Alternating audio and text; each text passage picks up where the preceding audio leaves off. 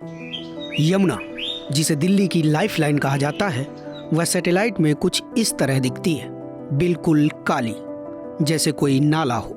वही दिल्ली के कालिंदी कुंज में कुछ इस तरह, जिसमें तैरता रहता है एक्सट्रीम पॉल्यूशन से बना टॉक्सिक फोम, और उसका पानी दिखता है कुछ ऐसा।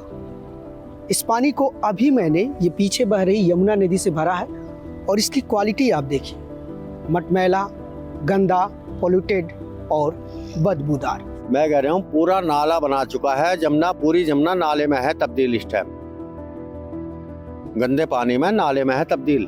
ये साफ नहीं होती, ऐसी रहती है गंदा नाले की तरह जमुना। जैसे अब बहरी ऐसी रहेगी, अब ये पूरी सड़कें यहाँ से लेके ना जहाँ वो चिड़िया बैठी है, जहाँ चिड़िया बैठी उससे नीचे सारा मच्छी मर गया, नीचे का सारा मर गया, एकदम किनारे लग गया तैर के। ये केमिकल का पानी लगा ना नाले का, अब कुछ दिन बाद ये भी मर जाएगा यहाँ का। ये तो हर साल की कहानी है। ये मरती क्यों है? क्योंकि एक नदी में पोल्यूशन इतना है, ऑक्सीजन इतना कम है।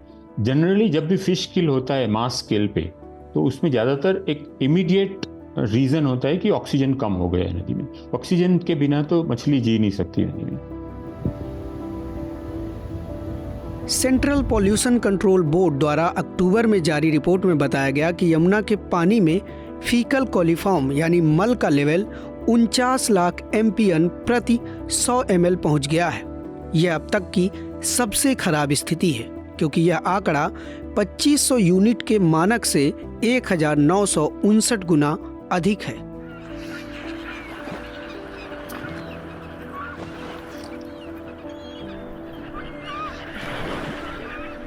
और इस पॉल्यूशन के पीछे दो बड़े कारण हैं। इसका पहला बड़ा कारण है दिल्ली का अनट्रीटेड सीवेज वाटर। दिल्ली में रोजाना लाखों लीटर अनट्रीटेड सीवेज वाटर इस तरह के ड्रेन्स के जरिए यमुना में जाता है। इस वक्त मैं वजीराबाद में हूँ, और ये जो ड्रेन आप देख रहे हैं, ये वजीराबाद और सिग्नेचर ब्रिज के बीच में है। और इस ड्रेन के ज़रिए लाखों लीटर नॉर्थ दिल्ली का सीवेज का पानी, जो कि अनट्रीटेड है और इसका रंग बिल्कुल काला है, वह कुछ इस तरह से यमुना में जाकर मिल रहा है। आप देखिए, ये मेरे पीछे यमुना है, और ये पीछे आप सिग्नेचर ब्रिज जो देख रहे हैं, ये यमुना नदी पर बना है। और ये पूरा का पूरा काला पानी यमुना में जाकर मिल रहा है और उसके पोल्यूशन को बढ़ा रहा है। और दूसरा बड़ा कारण है यमुना के फ्लड प्लेन पर ब्यूटिफिकेशन और डेवलपमेंट के नाम पर साल दर साल बढ़ता इंक्रोचमेंट और इसके फ्लड प्लेन का कॉन्क्रीटाइजेशन। फ्लड प्लेन को आप आसान भाषा में ऐसे समझ सकते हैं कि नदी के मेन चैनल, जैसे अभी नदी जिस रास्ते से बह रही है, इसको बोलते हैं नदी का मेन चैनल। इस मेन चैनल से दोनों तरफ के बांध के बीच का जो खाली जगह होता है, उसको बोलते हैं फ्लड प्लेन। और यह फ्लड प्लेन नदी में आई बाढ़ को कंट्रोल करने के साथ साथ नदी के नेचुरल इकोसिस्टम को मेंटेन करने, ग्राउंड वाटर को रिचार्ज करने और नदी के पानी की प्योरिटी को मेंटेन करने में काफ़ी क्रूशियल रोल प्ले करता है। नॉन केमिकल पोल्यूशन जो है वो नदी अपने आप मैनेज कर सकती है, प्रोवाइडेड ऑफ कोर्स उसका एक लिमिट है। लेकिन वजीराबाद के नीचे से लेके ओखला तक का जो इलाका है, वहाँ पूरा शहर का करोड़ों लोग जो रहते हैं, उनका पूरा पॉल्यूशन आता है वहाँ पर। तो वो पॉल्यूशन ऐसा नहीं है कि नदी अपने आप साफ कर सके। इसलिए जो ऑर्गेनिक है, नॉन केमिकल ऑर्गेनिक पॉल्यूशन है, उसको नदी मैनेज कर सकती है, उसको ट्रीट कर सकती है। और यह एक नेचुरल फिनोमिना है जिसके जरिए नदी खुद को साफ रखती है। लेकिन क्या हो अगर फ्लड प्लेन को कॉन्क्रीटाइज कर दिया जाए, जैसे आप अभी देख रहे हैं?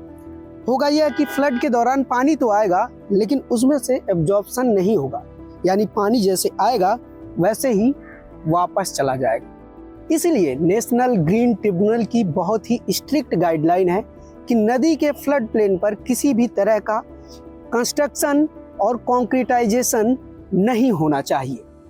लेकिन इस स्ट्रिक्ट गाइडलाइन के बावजूद यमुना के फ्लड प्लेन पर लगातार कॉन्क्रीटाइजेशन हो रहा है।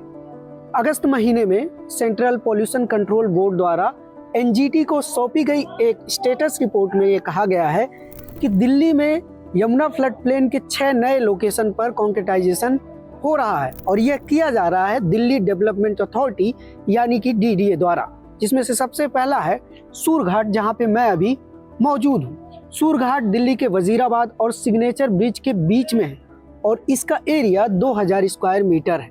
यह घाट यमुना के बिल्कुल पास में बनाया गया है और इस घाट को एक बड़ी सी दीवार चलाकर कटीले तार लगाकर यमुना से अलग कर दिया गया है और यह घाट पूरी तरह से मार्बल का बना हुआ है। एक तरह से कहा जाए तो यह घाट भी नहीं लगता, क्योंकि घाट आमतौर से नदी से जुड़ा होता है, लेकिन इसे नदी से दीवार चलाकर अलग कर दिया गया है और इसमें 2 स्विमिंग पूल बनाए गए हैं, एक महिलाओं के लिए, एक पुरुषों के लिए। जैसे ये पीछे वाला पुरुषों का स्विमिंग पूल है, इसी तरह से दूसरा महिलाओं के लिए है और इसकी चौड़ाई 40 फीट है और गहराई 3 फीट है। इसी तरह से यहाँ पर 2 चेंजिंग रूम बनाए गए हैं, एक महिलाओं के लिए, एक पुरुषों के लिए, दोनों ही कंक्रीट के हैं। इसी तरह से यहाँ पर कुछ स्टॉल हैं जो कंक्रीट से बनाए गए हैं और पूरे फ्लोर को, इस पूरे 2000 मीटर के एरिया को मार्बल से ढक दिया गया है। दूसरा है वासुदेव घाट, जिसे कश्मीरी गेट के पास बनाया गया है। DDA के मुताबिक वजीराबाद बराज से लेकर ओल्ड रेलवे ब्रिज तक कुल घाट एरिया 66 हेक्टेयर है, जिसमें से 13.6 हेक्टेयर पर सूरघाट और 16 हेक्टेयर पर वासुदेव घाट बना है। वासुदेव घाट को रेड स्टोन यानी लाल पत्थर से बनाया गया है। यहाँ तक कि घाट की सीढ़ियाँ और पाथवे भी रेड स्टोन से बने हैं। इसके अलावा रेड स्टोन से बने 2 हाथी और 10 आराम गृह हैं। साथ में एक बड़ा सा घंटा भी लगा दिया गया है। वासुदेव घाट पे हमने देखा कि नदी का जो एक मीएंडरिंग कर्व है, जो नदी का नेचुरल फंक्शन है, उसको कॉम्प्रोमाइज करते हुए एक कंक्रीट की वॉल बना दी गई। अब नदी वहां पे शिफ्ट नहीं हो सकती है। वहां ऑलरेडी एक पुराना घाट था, उसको आप रिस्टोर कर सकते थे। आपने नया कंस्ट्रक्शन किया है, उसमें आपने बड़े पैमाने पर कंक्रीट का यूज किया है। नदी के कोर्स को कॉम्प्रोमाइज करने के बाद आपने जो नदी का बैंक है वहां पर आपने रेड स्टोन, मार्बल्स और दूसरे कंक्रीट कंस्ट्रक्शन का काम किया है। आइडल्स वगैरह बनाए हुए हैं। तीसरा है बांसेरा, दिल्ली का पहला बम्बू थीम पार्क। इस पार्क को दिल्ली डेवलपमेंट अथॉरिटी द्वारा बनाया जा रहा है और इसका उद्घाटन अगस्त 2022 में दिल्ली के लेफ्टिनेंट गवर्नर विनय कुमार सक्सेना ने किया था। इस पार्क का कुल एरिया 100 हेक्टेयर है और यह यमुना के फ्लड प्लेन में आता है। इसको बम्बू थीम पार्क इसलिए बोला गया क्योंकि यहाँ पर बम्बू लगाए जाने थे। सरकारी दावा है कि यहाँ पर 15 अलग अलग वैरायटी के 30,000 से ज़्यादा बम्बू के प्लांट्स लगाए गए हैं। इसका उद्देश्य यह था कि यमुना के इस फ्लड प्लेन को रिस्टोर किया जा सके। जब हम यहाँ पर आए तो हमने देखा कि यहाँ पर बम्बू तो लगाए गए हैं, लेकिन उसके साथ साथ इस पार्क का एक बड़ा हिस्सा, लगभग 30 से 40% हिस्सा कॉन्क्रीटाइज भी किया जा चुका है। जैसे आप मेरे पीछे देख रहे हैं, एक तरफ आप देखिए ये बेंच लगे हुए हैं और यहाँ पर रेड सैंड बिछा दिया गया है और इस तरफ देखिए ये सड़क बना दी गई है। इसी तरह से यहाँ पर 2 वाटर बॉडीज़ को रिस्टोर किया गया, लेकिन उनको रिस्टोर करने के बाद उन वाटर बॉडीज़ के चारों तरफ पत्थर लगा दिया गया है और उसके किनारे बेंच लगाए गए हैं। बेंच भी पत्थर के बने हुए हैं और इस पॉन्ड के चारों तरफ रेड सैंड बिछा दिया गया है और यहाँ पर एक म्यूजिकल फाउंटेन भी लगा दिया गया है। इसके अलावा यहाँ पर एक कैफ़े भी खोला गया है। कैफ़े भी एक परमानेंट स्ट्रक्चर है और उसके आसपास के एरिया को कॉन्क्रीटाइज कर दिया गया है। इसके साथ ही यहाँ पर 2 जगह पर मार्बल की मूर्तियाँ रखी हुई हैं और जगह जगह पर ऐसे हमें कंक्रीट के स्ट्रक्चर इस पार्क में देखने को मिल रहे हैं। पार्क का ये वाला हिस्सा भी यमुना के फ्लड प्लेन में आता है। यहाँ पर पहले एक बड़ा सा वेटलैंड होता था, लेकिन फ़िलहाल इस तरह के रेड सैंड और मिट्टी के ज़रिए इस वेटलैंड को पाट दिया गया है और ये इस पूरे 5 एकड़ के एरिया में एक बड़ा सा डेक पॉइंट बनाया गया है, ताकि यहाँ पर पार्क में आने वाले विजिटर्स को हुमायूं टॉम्ब, यमुना रिवर और बारापुला 4 का एक व्यू पॉइंट प्रोवाइड कराया जा सके। लेकिन इसके अलावा इस पूरे डेक पॉइंट पर पेड़ भी लगाए गए हैं और उन पेड़ों के चारों तरफ रेड मार्बल से बाउंड्री भी की गई है। इसके अलावा यहाँ पर जो सड़कें बनाई गई हैं वो पूरी तरह से इंटरलॉकिंग है और इस तरह से इस पूरे वेटलैंड को एक डेक पॉइंट में कन्वर्ट कर दिया गया है, वो भी कंक्रीट का। इसके साथ ही पार्क में आने वाले विजिटर्स के लिए टिकट भी लगा दिया गया है।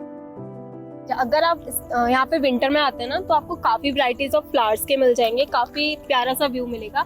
इफ इन केस आप समर में आते हैं तो ये इवनिंग के लिए बहुत प्यारा है, आपको सनसेट मिल जाएगा, सनसेट के काफ़ी पॉइंट्स मिल जाएंगे जहाँ पे आप सनसेट का व्यू देख सकते हैं। अदरवाइज ये बहुत पीसफुल जगह है। कैफे वाला एरिया बहुत ज़्यादा प्यारा है, मतलब आप फोटोज लोगे और सनसेट बहुत प्यारा दिखता है वहाँ से। बहुत वंडरफुल जगह है लिटरली।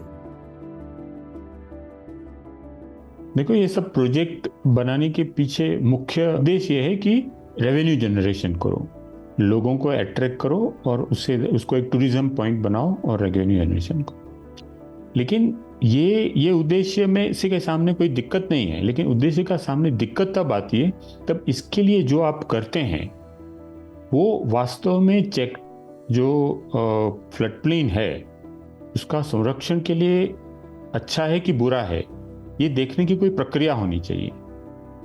और मैं तो बोल सकता हूँ कि ये नहीं है, प्रक्रिया ठीक नहीं है, इस फ्लड प्लेन के लिए ठीक नहीं है, क्योंकि आप इसको कॉन्क्रीटाइजेशन कर रहे हैं, बहुत बड़े पैमाने पे कंक्रीट यूज़ कर रहे हैं, और जो रास्ते बना रहे हैं, ये जो प्लेटफॉर्म्स बना रहे हैं हाई लेवल के, तो ये सब कोई भी नदी के फ्लड प्लेन के रोल को एनकरेज करने की जगह पे उसको ख़त्म करता है एक्चुअली। तो ये नदी के लिए ठीक नहीं है, फ्लड प्लेन के लिए ठीक नहीं है। लेकिन मेरा न कहना का सवाल नहीं है, सवाल है कि इसके लिए कोई प्रक्रिया है क्या, एक क्रेडिबल प्रक्रिया जो कॉन्फिडेंस इंस्पायर करे कि ठीक है ये प्रक्रिया है जिसके द्वारा ये तय हुआ था कि ये नदी के फ्लड प्लेन के लिए ठीक है, लेकिन कोई प्रक्रिया नहीं है। चौथा है कंक्रीट से बना यह 40 फीट चौड़ा रोड। यह रोड सराय काले खां बस स्टेशन के सामने और बांसेरा पार्क के बगल में है। इस रोड का इस्तेमाल पीडब्ल्यूडी अपने कास्टिंग यार्ड से सामान ले आने और ले जाने के लिए करता है। यह यमुना के फ्लड प्लेन में है और इसी यमुना के फ्लड प्लेन में ये पीडब्ल्यूडी का कास्टिंग यार्ड भी है। यहाँ पर पीडब्ल्यूडी का कास्टिंग होती है। यहाँ पर चाहे वो ब्रिज हो या रोड हो, उनके जो कंक्रीट के कंपोनेंट होते हैं वह बनाए जाते हैं और वह अभी भी यहाँ पर जारी है। और यह सब कुछ यमुना के फ्लड प्लेन में है। इस कास्टिंग यार्ड को और इस सड़क को 2009 के आसपास जब कॉमनवेल्थ विलेज बनाया जा रहा था तब बनाया गया था, लेकिन तब से लेकर अब तक इसे हटाया नहीं गया है।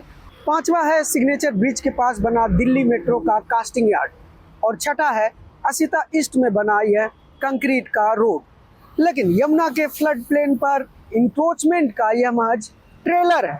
असली पिक्चर समझने के लिए आपको इन दो मैप को ध्यान से देखना होगा। यह दोनों मैप यमुना के लिए आजीवन संघर्षरत रहे मनोज मिश्रा जी द्वारा दिल्ली हाई कोर्ट को 2005 में उपलब्ध कराया गया था, जिसमें पहले मैप में यह बताया गया है कि अगर यमुना के फ्लड प्लेन पर कब्जा ना हो तो वह कैसे दिखेगी। वहीं दूसरा मैप यमुना के फ्लड प्लेन पर इंक्रोचमेंट के रियल पिक्चर को दिखाता है। इस दूसरे मैप में आप देखेंगे तो इसमें जो रेड कलर का यानी कि लाल रंग का जो हिस्सा है यह पूरी तरह से गायब हो चुका है, यानी कि फ्लड प्लेन का यह हिस्सा इंक्रोच्ड हो चुका है। वही इसमें जो येलो कलर का आप देख रहे हैं यानी कि पीले रंग का जो आप देख रहे हैं वह थ्रेटेंडेड स्थिति में है, यानी कि यह गायब होने के कगार पर है। और मेरे पीछे आप ये जो अक्षरधाम मंदिर देख रहे हैं यह भी यमुना के फ्लड प्लेन पर बना है और इसका एरिया करीब 100 हेक्टेयर है। पिछले साल हमने यमुना के फ्लड प्लेन पर एक डिटेल्ड स्टोरी की थी। उस स्टोरी में एक्सपर्ट ने हमसे क्या कहा था वो भी सुन लीजिए। तो वहीं से जैसे ही दिल्ली में यमुना जी प्रवेश करती हैं तो बॉर्डर से ही इस पे अतिक्रमण होने लगता है। और फिर यहाँ आके अभी हम ITO के पास खड़े हैं। ITO के पास लेफ़्ट साइड में जिस जगह को ज़्यादातर लोग इंद्रप्रस्थ कहते हैं उसमें हमारे खेल के वो बन गए मैदान, खेलगांव बन गए। खेलगांव तो खिलाड़ियों को रहने के लिए कॉमनवेल्थ के टाइम में वो बना था, लेकिन हमारे जो वो खेल के इंडोर स्टेडियम वगैरह सब बन गए वो यमुना की ज़मीन में ही है। सबसे बड़ा जो एनक्रोचर है वो राजा है, मतलब सरकार है। एक सरकार ने अक्षरधाम बनवाया, दूसरी सरकार ने खेलगांव बनाया और अब तीसरी सरकार जब दिल्ली में पानी आया तो अपने गेट नहीं खोल पाई। तो ये जो सरकारें हैं ऐसा लगता है कि ये ना नदी की आज़ादी की चिंता करते हैं ना अपनी आज़ादी की चिंता करते हैं। फ्लड प्लेन इसलिए आवश्यक है कि फ्लड प्लेन के बिना रिवर अपने जीवन को व्यतीत नहीं कर पाती। रिवर के पूरे जो एक उसकी साइकिल है लाइफ की, उसमें फ्लड प्लेन का रोल बहुत महत्वपूर्ण होता है, क्योंकि जब बाढ़ आती है तो बाढ़ का फैलाव होता है, उसमें कटाव होता है, कहीं डिपोजिशन होता है। ये सारा खेल फ्लड प्लेन में होता है। अगर नदी को एक तरह से सोचे, खेलने का वो मैदान है जहाँ तक वो अपने पानी को ले जाती है, कहीं से काटती है, कहीं जमा कर देती है, और वो मिट्टी का काटना और जमा करना ही नदियों के वनस्पतियों को डिसाइड करता है। और इसी को फ्लूवियल डायनेमिक्स कहते हैं, जो नदी के जीवन को बरकरार रखने में, उसकी सेल्फ प्यूरिफाइंग कैपेसिटी को करने में बहुत ज़रूरी अहम रोल अदा करती है, और इसीलिए फ्लड प्लेन इम्पोर्टेंट है। आंकड़ों के मुताबिक यमुना के कुल फ्लड प्लेन 9,700 हेक्टेयर में से लगभग 3,638 हेक्टेयर दिल्ली विकास प्राधिकरण द्वारा रेगुलेट किया जाता है। डीडीए द्वारा रेगुलेटेड 3,638 हेक्टेयर फ्लड प्लेन में से 1,000 हेक्टेयर फ्लड प्लेन पर परमानेंट स्ट्रक्चर बन चुके हैं, जिनमें अक्षरधाम मंदिर करीब 100 हेक्टेयर पर, खेलगांव 63.5 हेक्टेयर पर, Yamuna bank metro depot 40 hectare पर और Shastri park metro depot 70 hectare पर बना है। और बाकी क्षेत्र में आईटी पार्क, दिल्ली सचिवालय, मजनू का टीला और अबू फजल एनक्लेव जैसे बड़े अतिक्रमण हैं। दिल्ली में वजीराबाद बराज से लेकर ओखला बराज तक यमुना के 22 किलोमीटर के स्ट्रेच में कुल 26 पुल हैं और 4 अंडर कंस्ट्रक्शन है। इस वक्त मैं सिग्नेचर ब्रिज पर हूँ और इस सिग्नेचर ब्रिज के पीछे, ठीक पीछे, ये मेट्रो का एक अंडर कंस्ट्रक्शन ब्रिज है और इससे थोड़ा सा पीछे वजीराबाद बराज है। वजीराबाद बराज से लेकर सिग्नेचर ब्रिज के बीच की दूरी 200 मीटर है और इस 200 मीटर के डिस्टेंस में 3 पुल बन चुके हैं। अब ये पुल सारे फ्लड प्लेन में तो बनते ही हैं और इनके जो पिलर होते हैं वह फ्लड प्लेन के साथ साथ नदी के मेन चैनल में भी आते हैं, जिससे नदी का फ्लो जो है वह बाधित होता है। इसके अलावा ये जो सारे पुल बनते हैं, इनका जो मलबा होता है, जो कंक्रीट का होता है, वह भी कई जगह छोड़ दिया जाता है। मैंने खुद कई जगह पर देखा है कि पुल बनने के बाद जो मलबा है वह ऐसे ही फ्लड प्लेन में छोड़ दिया गया है। इसी तरह निजामुद्दीन के पास यमुना नदी के ऊपर 3-3 लेन के 4 पुल बना दिए गए हैं, एक दूसरे से लगभग सटे हुए, 2 आने के लिए और 2 जाने के लिए। अभी मेरे पीछे आप जो ये ब्रिज देख रहे हैं, ये अक्षरधाम से सराय काले खां की तरफ जाता है। इसके बगल में जो ये वाला ब्रिज है, ये भी अक्षरधाम से सराय काले खां की तरफ जाता है। इसके उस तरफ 2 और ब्रिज हैं जो सराय काले खां से अक्षरधाम की तरफ जाते हैं।